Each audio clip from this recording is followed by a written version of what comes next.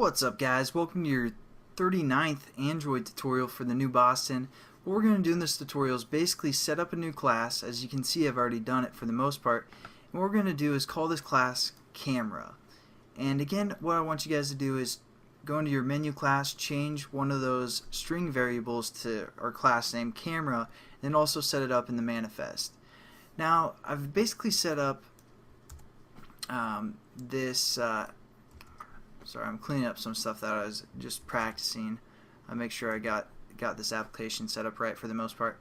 I basically set up the general setup for any activity that we have set up so far. I created the onCreate method, and then I set the content view to that XML layout we just set up, and I also initialized or created this method called initialize.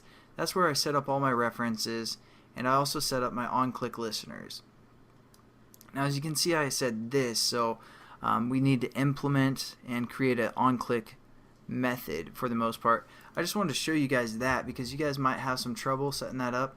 For the most part, I've gotten emails sometimes when I do tutorials like this. So again, we say implement view.onClickListener, and we try and import that for the most part.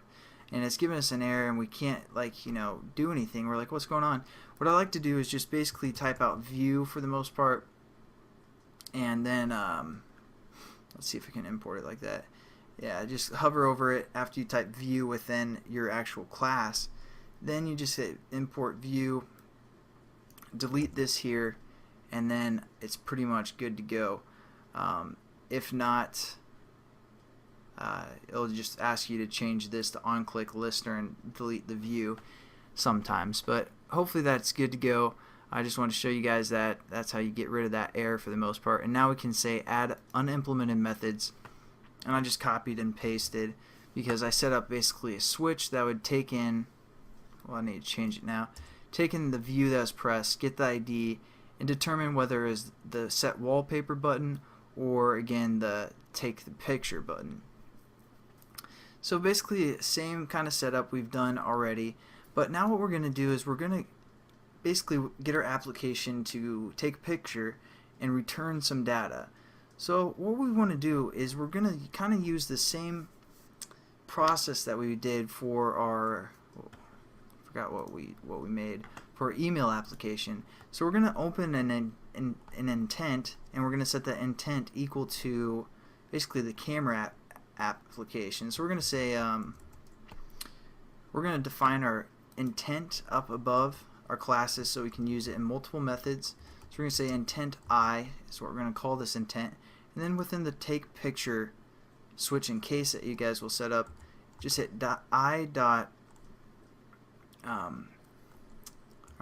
equals new intent, just like we've always done.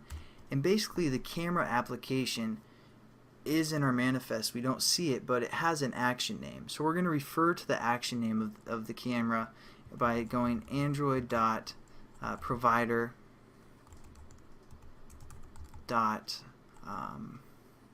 media store. Basically all our media is within the media store package or class. Then we hit dot, and we have some choices. We can either get a camera capture, or I'm sorry, a image capture or video capture for action. So we're going to use image capture because we're going to take a picture and then try and get that data back.